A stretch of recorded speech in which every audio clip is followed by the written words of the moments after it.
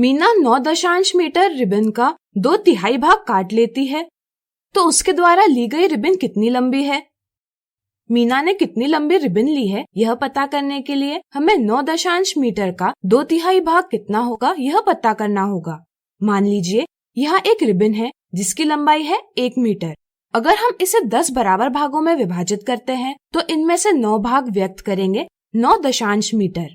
हमें इसमें से 2/3 भाग प्राप्त करना है, इसलिए हम इन 9 भागों में से 3 बराबर भाग बनाएंगे और इनमें से 2 भाग लेंगे। जैसा कि आप देख सकते हैं, मीना ने मीटर के कुल 10 भागों में से 6 भाग लिए हैं, इसलिए हम कह सकते हैं कि उसके द्वारा ली गई रिबन 6 मीटर लंबी है। इसे सरलतम रूप यानी सिंपलेस्ट फॉर्म में 3 मीटर के रूप में व्यक्त किया जा सकता है। इसी को गणित में हम गुणन के उपयोग से हल करते हैं। जैसे यहाँ 9 मीटर रिबन का 2/3 भाग प्राप्त करने के लिए हम 2/3 गुना 9 करेंगे। यहाँ हम अंशों का और हरों का गुणन अलग अलग कर सकते हैं, लेकिन अगर हम ध्यान से देखें तो 3 से 9 को विभाजित किया जा सकता है। इसी प्रकार 10 को 2 से विभाजित किया जा सकता है। विभाजन करने पर हमें रिबन की लंबाई प्राप्त होगी 3 मीटर। अगला उदाहरण, एक बड़े बर्तन में 1 और 1/2 लीटर दूध रखा हुआ था। यदि हरीश इसमें से 1/4 भाग पीता है तो बताइए उसने कितना लीटर दूध पिया?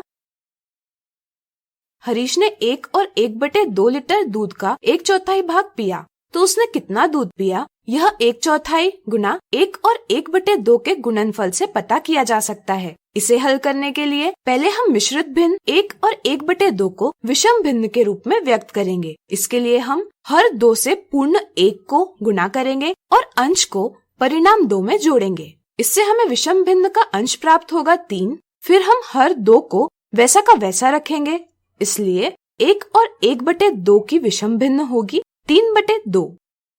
अब आइए पता करते हैं 1/4 गुना 3/2 का गुणनफल क्या होगा। पिछले वीडियो में हमने सीखा है कि 2 भिन्नों का गुणन करने के लिए हम अंशों और हरों को अलग अलग गुणा करते हैं और परिणाम को अंश का गुणनफल बटा हरों का गुणनफल के रूप में लिखते हैं। इस तरह से यहाँ हम अंश 1 और अंश 3 से गुणा करेंगे, जिससे हमें परिणाम का अंश 3 प्राप्त होगा। फिर हम हर 4 को हर 2 से गुणा करेंगे, इससे हमें परिणाम का हर प्राप्त होगा 8। इस प्रकार 1/4 गुना 3/2 बराबर है 3/8 के। इसलिए हम कह सकते हैं कि हरीश ने 3/8 लीटर दूध पिया।